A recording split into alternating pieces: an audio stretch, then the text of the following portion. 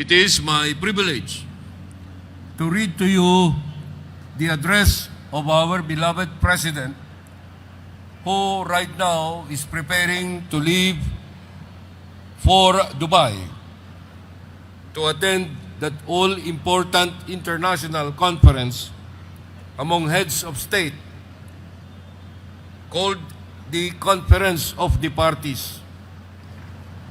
This will be a conference on climate change. He would have himself preferred to be present today and deliver his address. But the time that he will spend making the trip prevents him from sparing the time for this occasion. So may I now be permitted to read his message.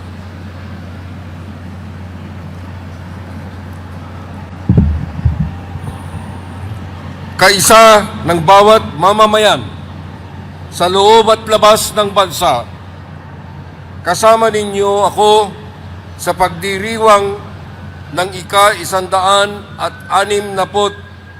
anibersaryo ng kapanganakan ni Gat Andres Bonifacio.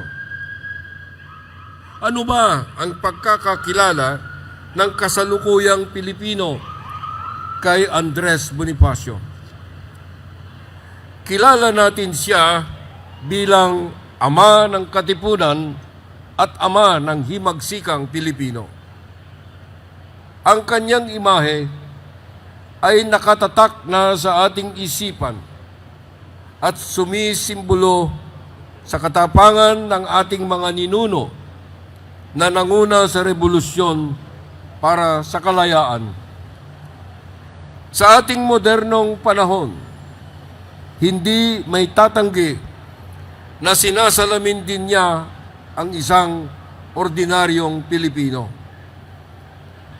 Naranasan niyang tumigil sa pag-aaral nang sila ay maulila at siya ay pumasok sa iba't ibang trabaho para suportahan ang kanyang sarili at mga kapatid. Sa tamang gulang, ay namulat sa katotohanang dapat manindigan sa prinsipyo at ipagtanggol ang mga Pilipinong inaapi sa sarili nitong bayan. Sa madaling salita, si Andres Bonifacio ay isang ordinaryong Pilipino na nangarap at nagpamalas ng kakaibang giting, katatagan at pamumuno sa oras ng matinding pangangailangan. Ito ang dahilan kung bakit taon-taon ay nagbibigay pugay tayo sa kanya at sa iba pang mga mamamayang nagbuwis ng buhay para sa bayan. Ang kabayanihan ay likas sa sinuman kung hahayaan nilang ang kanilang puso ay mag-alab sa pag-ibig, pagmamalasakit at pangunawa sa kanilang kapwa at bayan. Kahit mahigit isa't kalahating siglo na ang nakakalipas, ay nananatiling buhay pa rin ang diwa ng kanyang katauhan at ehemplo. Ilaan natin ang araw na ito upang parangalan si Gat Andres Bonifacio at ang kanyang kontribusyon sa pagtataguyod ng ating pagkakakilanlan bilang Pilipino. Bukod dito, inaanyayahan ko rin ang bawat isa na tularan ang kanyang kabayanihan at pagmamahal sa bayan at ipakita ang mga ito sa ating pang-araw-araw na gawain. Sa diwa ng bayaning si Gat Andres Bonifacio, tayo'y tinatawag hindi lamang na ialay ang ating buhay para sa inang bayan,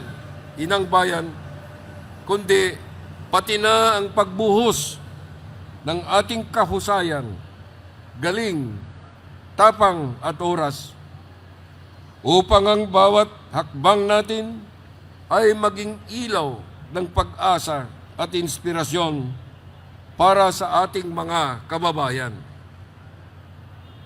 Nakikita na natin ang kabayanihang ito sa ating mga makabagong bayani.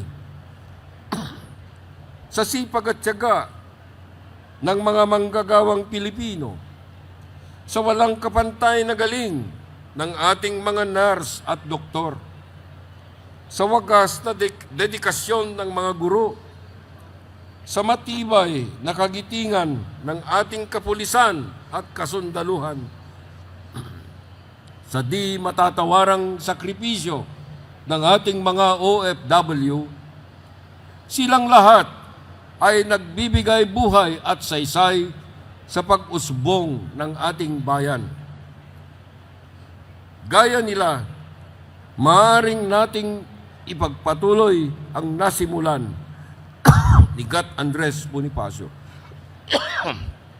at tiyaking may papamana natin sa mga kabataan ang tunay at wagas na pagmamahal sa bayan tulad ng kanyang ipinamalas. Tulad nga ng isang linya sa tulang Pag-ibig sa Tinubuang Lupa na isinulat ni Gat Andres. Walang mahalagang hindi inihandog ng may pusong mahal sa bayang nagkupkop.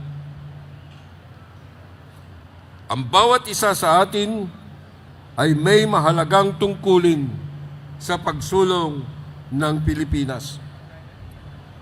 Lahat ay dapat makilahok sa mga gawaing magpapayabong ng ating kultura, ekonomiya at lipunan. Lalo na ngayon na sinisikap nating may taguyod ang isang bagong Pilipinas. Mga minamahal kong kababayan, ngayon ika-160 anibersaryo ng kapanganakan ni Gat Andres Bonifacio, gampanan natin ang tungkulin ito.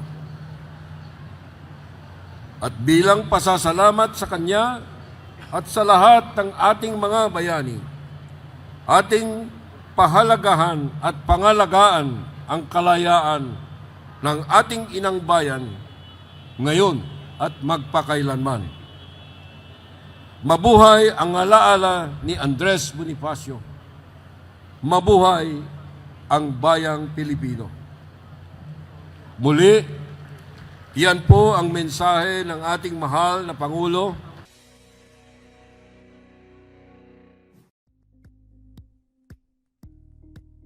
Thank you for watching Politico TV. Please like and subscribe to our channel for more videos.